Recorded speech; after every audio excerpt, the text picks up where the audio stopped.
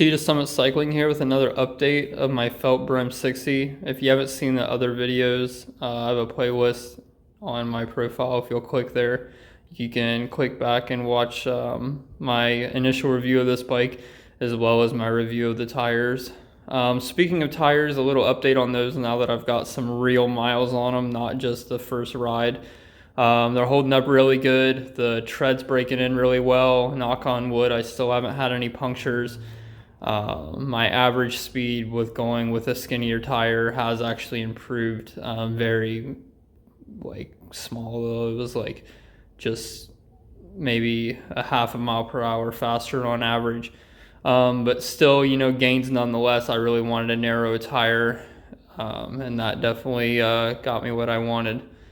So it's been a minute since I've made a video. When I did my tire review and update, I didn't really like the fact that I had only had 1 day of experience, or 1 day of riding on the tires. When I did the update, I felt like it had kind of made the video not really hold as much merit as if I had some actual time and experience with them.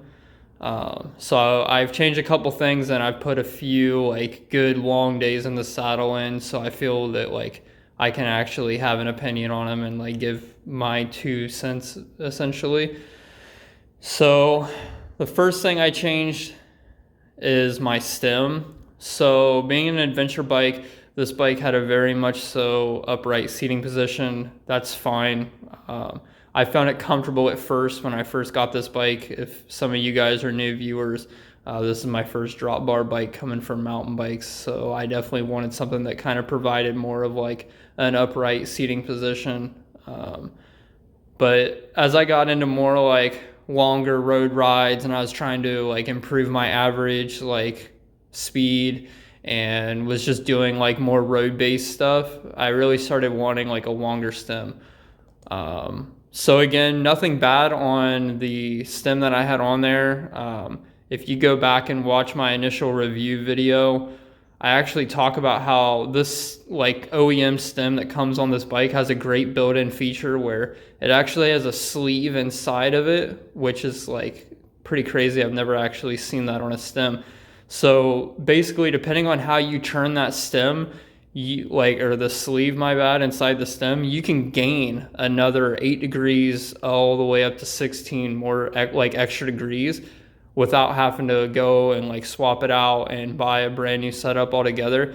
And that was pretty awesome. Obviously the same thing goes for dropping it. If you wanted to do a negative degrees, you could do -8 down to -16, same as with positive rise. But personally, I just really wasn't too crazy happy with it. It was a 90 mil stem for my bike size frame, which is a 51 millimeter. So what I went with now was 110 mil. So definitely a big change. 30 millimeters difference is huge. So I went with Bontrager. Main reason why I went with Bontrager actually was because of my Bontrager light, my Ion Elite R. So I actually wrecked my bike and broke my light mount. So I was shopping around looking for light mounts about the same time that I was wanting the new stem, and I found this awesome stem. It was on sale through Bontrager for $60. It's 7 degree of rise, 110 millimeter, like I previously said. They had it in a bunch of different rises and a bunch of different lengths, from 55 for mountain biking all the way up to 120, I believe. So something kind of cool about the blender system is, for my example, I have my light and it mounts dead center of my bars now, but it's not just for lights. So you can use a GoPro on it, you can mount a bike computer on it, you can mount your cell phone on it. There's a bunch of different accessories that they actually have for it. So that was definitely an upgrade that I really am glad I made. I've definitely noticed I have a lot more comfortable position on the bike now, and I'm definitely able to hold a more aero position. I know that sounds kind of weird. You wouldn't think being lower and being stretched out on the bike would be comfortable, but the position that the 90 mil like OEM stem put me in just really started cramping up my back, like my back after long rides. Whereas this one is more like a nice, relaxed, like long, low, like feeling. I'm really happy I made the switch. I've thought about lowering it down even more. So I've got like a decent stack of spacers on there. I've thought about maybe taking like 1 or 2 out just to see what happens in the future. So this one was kind of a test run. Like I said, I went with a blender stem mainly because I broke my light mount, so I needed a way to mount my light because I've been riding at dark a lot with the hours getting short where I live. But eventually I'd like to go with a carbon fiber stem. I'm trying to go with all carbon fiber components just to get my weight down a little bit.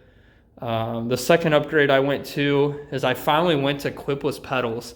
You know, I've kind of been tossing around the idea of clipless pedals kind of since I got the bike. It just seemed a little weird riding like a gravel road adventure style bike and having flats. I mean, it felt comfortable because like I said, I ride BMX and I ride mountain bikes.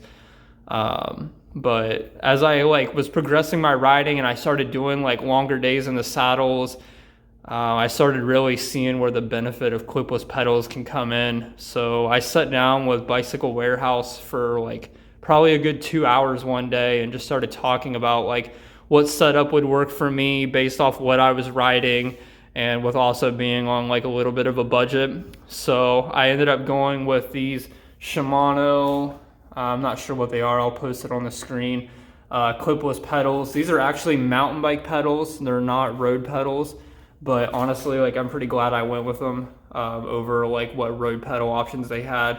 And then I'm also running a Shimano MK3 mountain bike shoe. So these are really nice. I like the look of them. The one complaint I would say is like all the holes make them absolutely like not waterproof at all. It also lets a lot of air in. You know, not really a big issue in the summertime.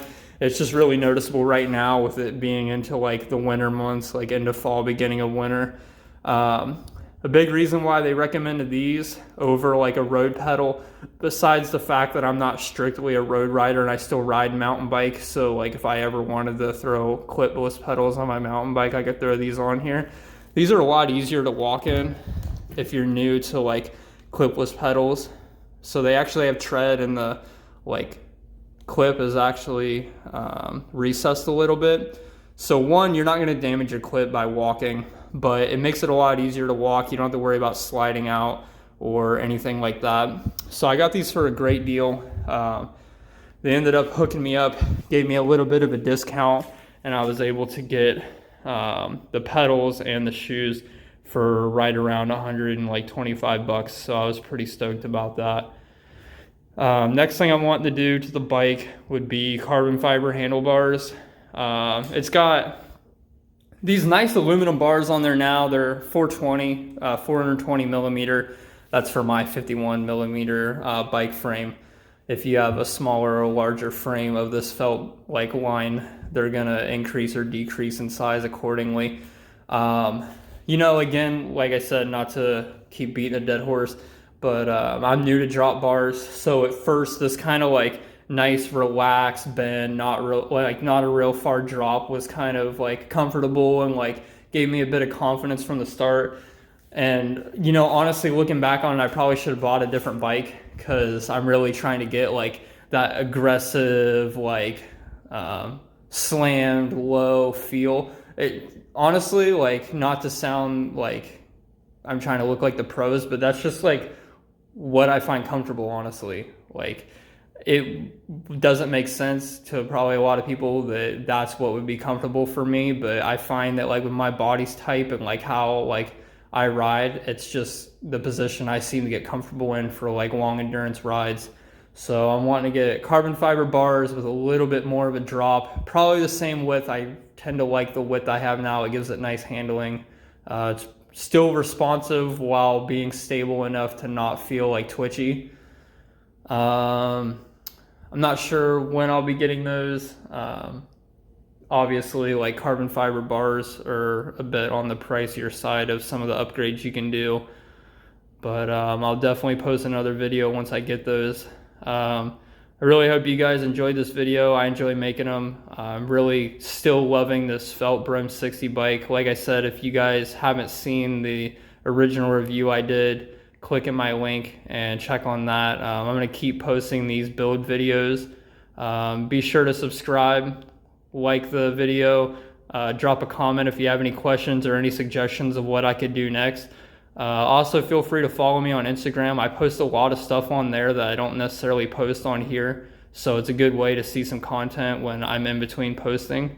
I hope you guys have a good night, and I'll catch you in the next one.